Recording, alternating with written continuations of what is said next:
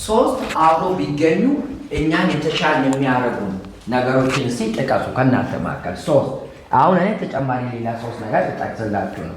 ከዛ በፊት ግን አብሮ ቢገኙ ሙሉ የሚያደርጉን፣ አብሮ ቢገኙ ውብ የሚያደርጉን ሶስት። ምክንያቱም ይህ ሶስት ዘ ማጂክ ኦፍ ትሪያድ ይባላል። በነገራችን ላይ ሶስትነት ፓወር ነው።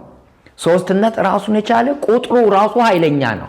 ለምን ብላችሁ ከሆነ ሶስት በራሱ ትምህርት ቤት አይታችሁ ከሆነ የሚሸለመው ሰው ከአንድ እስከ ሶስት ነው። ለምንድን ነው አናውቅም፣ ግን አንደኛ ሁለተኛ ሶስተኛ ወጡ ሰዎች ይሸለማሉ። ለምን እስከ አራት አይሆንም? ሆኖም አያውቅም። ከአንድ እስከ ሶስት ለመውጣት ነው ሰው የሚለው። ለምን ከአንድ እስከ ሶስት ይባላል? እኔ አላውቅም። ካወቃችሁ ትነግሩኛላችሁ።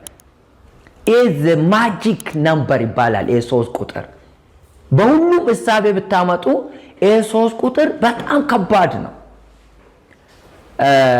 ሬዲ ስቴዲ ጎ እንል ነበር አይደል? ሬዲ ስቴዲ ጎ ሶስት ነው። ለምንድን ነው ሶስት የሚሆነው? ለምን ሶስት ይሆናል? ለምን ሬዲ ጎ አንልም? ሶስት ለምን ሆነ? አንድ ሁለት ሶስት ብለን እንሮጣለን። ለምን? እኔ አልገባኝም። እናንተ ከገባችሁ ትነግሩኛላችሁ። ሶስት ምንድን ነው ማለት ነው? ኢትስ ኤ ማጂክ ነምበር። ሶስት ጉልቻ እንላለን። ለምን ሁለት ጉልቻ አንልም? ለምን አራት ጉልቻ አንልም? ሶስት ጉልቻ። አያችሁ፣ ይሄ ሶስት ነገር ሰውን ከሲሶ ህይወት የሚያድን ነው። ሰውን ሙሉ የሚያደርግ ነው። ሰዎች ከሶስት ሲጎሉ ብዙ ጊዜ ምን ይሆናሉ መሰላችሁ? መጽናት ያቅታቸዋል። ከሶስት ሲያንሱ፣ ከሶስት ሲጎሉ። ስለዚህ ሶስትነት እንደዚህ አይነት ፓወር አለው ማለት ነው። ሌላም እኔ ሶስት ነገሮችን እጠቅስላችኋለሁ። እናንተ ቢነጣጠሉ የሚያጎሉ፣ ለምሳሌ አንድ ጉልቻ አይቆምም። አንድ ጉልቻ ላይ መጣድ አይቻልም። አስቸጋሪ ነው የሚሆነው በጉልቻ ካሰብን ማለት ነው። ሁለት ጉልቻም ላይ ጥዶ ወጥ መስራት አይቻልም። ሶስትነት ይጠይቃል። ሶስት ጉልቻ ብለን የምንጠራው እሱ ነው። አሁን ሶስት ጉልቻ የምንለው ምን እንደሆነ እንነጋገራለን። ሶስት ጉልቻ ሲባል ኖሯል አይደል? ብዙ ዘመን ሶስት ጉልቻ ይቅጣሽ ሁሉ ይባላል። ሶስት ጉልቻ መሰረተ ወይ መሰረተች ይባላል። ምንድን ነው የሶስት ጉልቻ? ሶስት ጉልቻ የሚያጸና ስለሆነ ሶስት ጉልቻ ሶስት ነገር ባላንስ የሚያስጠብቅ ስለሆነ ብቻውን አይደለም። ገና እንዳገባ ነው። ሰው ሳይወልድ ሶስት ጉልቻ መሰረተ የሚባለው እንዳገባ። ስለዚህ እነዚህ ሶስት ጉልቻዎች ምንድን ናቸው ማለት ነው? አንድ ሰው እንዳገባ አንድ ቤተሰብ ፈጠረ ማለት ነው። ራሱ አለ፣ እንደገና ደግሞ የእናትን የባለቤቱና የራሱ ቤተሰብ አለ። እንደገና ደግሞ ምን አለ ማለት ነው? የራሱ ህይወት አለ፣ ቤተሰቡ አለ። ሶስት ማለት ነው። ልጅ ከመምጣቱ በፊት አሁን የልጁንም እንመጣበታል። ለምሳሌ ባል፣ ሚስትና ልጅ ሶስት ጉልቻ ይባላሉ። የባል ዘመድ፣ የሚስት ዘመድና እዚህ የተመሰረተው ትዳር ሶስት ጉልቻ ይባላሉ። ስለዚህ ምንድነው አሁን ለምሳሌ ባል፣ ሚስትና ልጅ ብለን ሶስት ጉልቻ ካልን የነዚህን ሚዛን የማይጠብቅ ትዳር ሲሶ ነው ማለት ነው። ጎደሎ ነው ማለት ነው። አያችሁ፣ ሙሉ ትዳር ያልሆነ ነው ማለት ነው። ብዙዎቻችን ወይ አግብተን ወደ እናቱ እንሻፈፋለን፣ ወይ ወደ አባት፣ ወይ ደግሞ ወደ ልጆች እንሻፈፋለን። ስለዚህ ይሄ ሶስት ጉልቻ ሚዛኑን ስቷል። ወጥ በሚሰራበት ጊዜ ሶስት ጉልቻ ላይ ሶስቱ ጉልቻዎች እኩል ካልሆኑ፣ ባላንስ ካልሆኑ ድስቱ ይወድቃል፣ ይፈሳል። ወጡ መስራት አንችልም። ምጣድ መጣድ አይቻልም። ምጣድ ጥዶ እንጀራ መጋገር አይቻልም። ይሄ ሊጡ የምንጋግረው ነገር ወደ አንድ ጎን ይፈሳል፣ ወደ መሬት ይፈሳል። እንጀራ ከምጣድ ሊወጣ አይችልም። ስለዚህ ሶስት ጉልቻ ስንል ባላንስ ነው። ሶስትን ፓወርፉል የሚያደርገው እኩልነት፣ ባላንስነት፣ ባላንስ የማድረግ እኩሌታ የመጠበቅ ነው ማለት ነው። አሁን ብዙዎቻችን ህይወታችን ኩርማን፣ ህይወታችን ጎደሎ የሚሆነው ለምንድን ነው? ባል፣ ሚስትና ልጅ ሶስት ጉልቻ ከሆኑ ሚዛን መጠበቅ አይችሉም። ባል መሆን አይችልም። ሚስት መሆን አይችልም። ልጅ መሆን አይችልም። ምን ይሆናል? ይዛነፋል። ወይ ልጅና ባል ይተባበሩና ሚስት ብቻዋን ስትሆን ሚስት ትንሽ ትሆናለች፣ ሁለቱ ጉልቻ ከፍ ይላል፣ ቤቱ ይናዳል ማለት ነው። ወይ ደግሞ ልጆቹ ይተባበራሉ ከእናት ጋር፣ አባት ምን ይሆናል?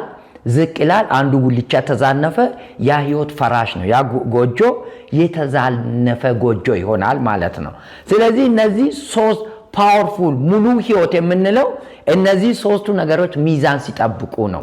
ሰዎች ሶስት ጉልቻ ሲመሰርቱ ባል ሚስትና ልጆች መካከል ወይ አባት እናትና ልጆች መካከል ትክክለኛ የሆነ ቀመር ያስፈልጋል ማለት ነው። አለበለዚያ ኩርማን ህይወት፣ አለበለዚያ ጎዶሎ ህይወት ውስጥ እንገባለን። ትክክለኛ ሚዛን አባት፣ ትክክለኛ አባት እንዴት አይን ሊሆን የሚችል በሁለት አይን መመልከት የሚችል አባት። ሁለት አይኖቻችን አይታችሁ ከሆነ እኩልና ባላንስ ናቸው። የጤና ችግር ካልኖረን በስተቀር እኩል ናቸው፣ ባላንስ ናቸው። ስለዚህ እኔ አባት ነኝ የሚል ሰው ባለቤቱንና ልጆቹን እንደ ሁለት አይኖቹ እኩል አድርጎ ባላንስ አድርጎ ማየት ይጠበቅበታል ማለት ነው፣ ሙሉ ህይወት መኖር ከፈለገ። እናት ነኝ የምትል አንዲት ሴት እንደ ሁለት እኩል አይኖቿ ልጆቿንና ባሏን እኩል ልታይ ይገባል። በሞመንት ማቃየር ከፍ ዝቅ ማድረግ በጀመረች ጊዜ ቤቱ ተዛንፏል፣ ቤቱ ሊወድቅ ይችላል ወይም ሊፈርስ ይችላል። እንደዛው ልጆች ደግሞ አይታችሁ ከሆነ እኛ ሀገር ከኔም ጭምር ልጆች በጣም ፈተና ውስጥ ይገባሉ። ምን ይባላሉ? ከእናትና ከአባት ማንን ትወዳለህ፣ ማንን ትወጃለሽ የሚል ተራራ የሚያክል ጥያቄ ሁልጊዜ ለልጆች ይነሳል። ስለዚህ የልጆች ሁለት አይን እኩል ማየት ያቅተዋል ማለት ነው። ምን ይሆናል? ወይ ወደ አባቴ ያህል ወይ ወደ እናት ያህል የልጆች አይን። ይሄ ሲሆን ይሄ 3 የምንለው ቁጥር ጎደለ ማለት ነው። ይሄ 3 የምንለው ቁጥር ጎደለ፣ ያ ቤተሰብ ተዛነፈ፣ ያ ቤተሰብ አደጋ ላይ ወደቀ። የተሟላ ህይወት ሲሶ ያልሆነ ኩርማን ያልሆነ ብጥስጣሽ ያልሆነ የተሟላ ህይወት የሚባለው ምንድነው ማለት ነው? እንደ አይናችን እኩል እንደ ጆሮአችን እኩል ሚዛናዊ የሆነ እይታ፣ ያልተሸዋረረ ያልተዛነፈ እይታ ያስፈልገናል ማለት ነው በምናይበት ጊዜ። እንደዛው ይሄ ብቻ እንዳይመስላችሁ 3 ጉልቻ ስንል በሌላ በኩል ደግሞ ምን ሊሆን ይችላል? ስራ፣ ቤተሰብ እና የግል ህይወት ይኖራል። ስራ አለ፣ ቤተሰብ የሚሉት ነገር አለ፣ የኔ ህይወት አለ፣ እኔ እንደ ሰው። እነዚህ ነገሮች የተንሻፈፉ ከሆነ አሁንም የሚወድቅ ኑሮ ነው፣ የሚወድቅ ህይወት ነው፣ የተንሻፈፈ ህይወት ነው። ለራሴ ምን መስጠት አለብኝ? በቂ ጊዜና ክብር ለራሴ። ለቤተሰቤ ምን መስጠት አለብኝ? በቂ ጊዜና ክብር። ለስራዬ ለሞያዬ በቂ ጊዜና ክብር። እንደውም ቢቻል 8 ሰዓት the law of 888 የሚባለው ኤትሪያድ እሱ ነው። የ888 ህግ ምን ማለት ነው? 8 ሰዓት ለራሴ እሰጣለሁ፣ 8 ሰዓት ለስራዬ እሰጣለሁ፣ 8 ሰዓት ደግሞ ለቤተሰብ እሰጣለሁ ማለት ነው። ፈጣሪ ዝም ብሎ አይደለም 24 ሲል 2 ቦታ ከፋፍሏቸው ነው፣ 3 ቦታ ከፋፍሏቸው ነው። 8 8 8 ይሄ ፓወርፉል ነምበር ነው። ይሄ ፓወርፉል ነምበር የሚያጸና የሚያቆም የሚያበረታ ኃይል ውስጡ አለበት። 3 ነገር ሆኖ ሲጎድል የሚያጎድል ነው እያወራን ያለ ነው። ሲጎድል የሚያጎድል፣ ሚዛን ካልጠበቀ የሚጥል፣ ሚዛን ካልጠበቀ የሚያፈርስ። ይሄ ዊዝደም ቀላል ዊዝደም እንዳይመስላችሁ። ህይወት ሰው በተፈጥሮ በህሊና ሚዛን፣ ሰው ልጅ በባህሪው በህሊና ሚዛን ይፈልጋል። ሚዛን እንወዳለን። ሰው ያንሻፍፋል፣ ሰው ያዳላል፣ ያደላል። ነገር ግን ህሊናው እንደ ወርቅ ሚዛን ነው። ሁል ጊዜ አእምሯችን ሚዛን ይወዳል፣ ልክ መሆን ይወዳል፣ ባላንስ መሆን ይወዳል። ስለሚያቀተን ነው እንጂ። ለምሳሌ ሌላ ነገር ልጨምርላችሁ። ማሰብ አለ አይደል? ማሰብ 1 በሉ። መናገር፣ ያሰብነው መናገር 2 በሉ። የተናገርነው ማድረግ 3 አይደሉ? ማሰብ አለ፣ ያሰብነው መናገር አለ፣ የተናገርነው ማድረግ። ይሄ ኢንቴግሪቲ ይባላል ቃሉ። ማሰብ፣ ያሰብነው መናገር፣ የተናገርነው ማድረግ። እስቲ just check yourself 1 ደቂቃ ውሰዱና ከኛ መሃል እንዲህ አይነት ሰው አለ? አስቦ የሚያስበውን ተናግሮ የተናገረውን የሚያደርግ ከማከላችን። just take a moment። ይህን ማድረግ የቻለ ሰው በዓለም ላይ ሚዛን የለውም። ይህን ማድረግ የቻለ ሰው በዓለም ላይ የሰው ጥግ ነው። ይህን ማድረግ የቻለ ሰው ምድር ላይ ሙሉ ስብዕና ሙሉ እቺ ምድር እየኖረችበት ሳይሆን እዚች ምድር እየኖረ ያለ ሰው ይህን ማድረግ የቻለ ነው። አንድ ጎተራ ዳይመንድ ከሚኖር ይልቅ ይህን ማድረግ ከቻልክ ባለጸጋ ነህ። ይህን ማድረግ የሚችል የሚሞክር አስበን ተናግረን ማድረግ ለህሊናችን ስለማንዋሽ ማለት ነው። አሁን the magic of triad ስንል እነዚህ ሙሉ ሰው ነው የሚያደርጉን። አስበን የምንተው ከሆነ ሲሶ ሰው ነን። ተናግረን የምንተው ከሆነ ሲሶ ሰው ነን። ሳናስብ ሳንናገር የምንተገብር ከሆነ ሲሶ ሰው ነን። ምክንያቱም የምንተገብረው ነገር ሮንግ ነገር ነው። ዝም ብለን በደመነፍስ እንደ እንስሳ ነው የምንተገብረው ማለት ነው። ትክክለኛው ሙሉ ሰው የሚያደርገው ምንድነው? ማሰብ። ምክንያቱም የሰው ልጅ የተፈጠረው በጥራት ለማሰብ ነው። ዝም ብሎ ጋርቤጅ ነገር እንድናስብ አልተፈቀደልንም። ዘመኑ ቴክኖሎጂ እያንደፋደፈን ነው እንጂ ኳሊቲ ቶት ነው እኛ የተፈቀደልን። ጥራት ያለው አስተሳሰብ፣ እኛን ሊቀይር የሚችል አስተሳሰብ፣ ጓደኞቻችንና ቤተሰቦቻችን ሊቀይር የሚችል ጥራት ያለው ሐሳብ እንጂ ዝም ብሎ አረሙን ኮተቱን አሰብን አይባልም። እሱን አለማሰብ ሁሉ አንችልም። የማይረባውን ኢንፌሪየር ቶቶችን ለማሰብ ጉልበት አይፈልግብንም። የኛ ጥረት አይፈልግብንም። እሱ በራሱ በእኛ ውስጥ ይጎርፋል። ተውት የሚባለው ሐሳብ የሚባለው ምንድነው? መርጠን ስናስብ ነው። አብስለን ስናስብ ነው። አጥርተን ስናስብ ነው።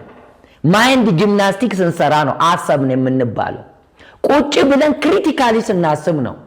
ስራዬ ብለን ስናስብ ነው እንጂ ዝም ብለን በሐሳብ ጎርፍ በሐሳብ ማዕበል የምንናውዘው እሱ ማሰብ አይደለም። ማሰብ የሚባለው ብዕርና ወረቀት አገናኝቶ፣ ኮምፒውተርና አእምሮን አገናኝቶ፣ ስልክና እጃችንን አገናኝተን ቁጭ ብሎ ማሰብ ማለት ነው። ቁጭ ብሎ ማማጥ ማለት ነው ማሰብ ማለት። ምጥ፣ የሐሳብ ምጥ። እንዴት ነው የምኖረው? እንዴት ነው ሙለው? እንዴት ነው ማድረው? ምን ሳደርግ ውላለሁ ብሎ አምጦ ሐሳብ መውለድ ነው ማሰብ ማለት። አዳዲስ ሐሳቦችን አዳዲስ ኮንሰፕቶችን መውለድ፣ አምጦ ሐሳብን መገላገል፣ ቅርጽ ያለው መልክ ያለው የሚራመድ ሐሳብ አምጦ መገላገል ነው ማሰብ። ሌላው ማሰብ አይደለም፣ እሱ ዝም ብሎ ነው። ሌላው እጅግ የሚገርም ሶስት ልንገራችሁ። እሳት የሚነሳው ሶስት ነገር ሲኖር ነው የሚነደው። የሚቃጠለው፣ የሚያቃጥለው እና ኦክሲጂን፣ ፉል ትሪያንግል። እነዚህ ሶስቱ ካልተገናኙ እሳት አይነሳም። ተቀጣጣይ ነገር፣ አቃጣይ ነገርና ኦክሲጂን። ከሶስቱ አንዱን ብታስቀር፣ ኦክሲጂን ቢቀር ቤንዚንና ገለባ አብረሽ ዓመት ብታኖር አይነድም። ኦክሲጂንና ቤንዚን አብረ ብታረግ አይነድም። አቃጣይ መምጣት አለበት። የሚቃጠል የሚያቃጥልና ኦክሲጂን አብሮ ሶስት ማዕዘን። እነዚህ ሶስት ማዕዘን የሆኑ ነገሮች ራሳቸው ትሪያዶቹ እጅግ የሚያስገርሙ የጂኦሜትሪ መጀመሪያም ሶስት ነው። ትሪያንግል ነው ማለት ጎን፣ ሙሉ ጎን ከሶስት ጎን ነው የሚጀምረው። ሁለት ጎን የለም አይደል? ሁለት ጎን አለ ተማሪዎች? የለም። እኔ የማውቀው ከትሪያንግል ነው የሚጀምረው መጀመሪያውና ይሄ ሶስት የምንለው ነገር በጣም ፓወርፉል ነገር ነው። ማይንድ ቦዲ ስፒሪትም ያልነው እንደዛው